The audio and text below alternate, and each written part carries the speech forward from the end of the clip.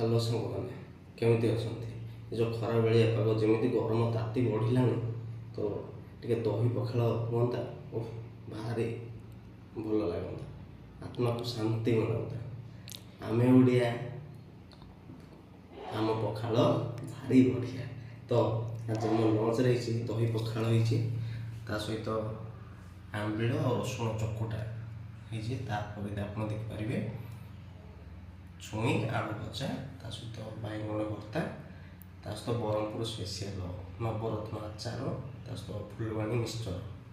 आउ अच्छी आलू पणस कषाटे बाड़िया कषाटे तो चलते देखिए मुझे खाई कहूँ आपको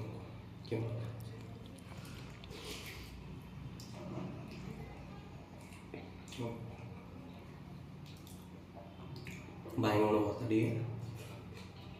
बहुत बढ़िया बढ़िया ब्रह्मपुर आचार टे ट्राए करते भाई आचार गोटे किशमिश पड़े काजू भी पड़े बहुत टेस्ट अच्छे सहित देखिए आमर कषा पणस आलू कषा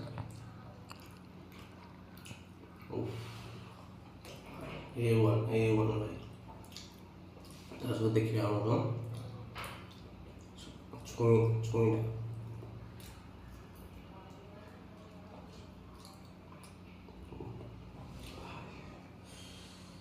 लगुच छुईर टेस्ट अलग प्रकार बहुत बढ़िया आप भी ये खरा दिने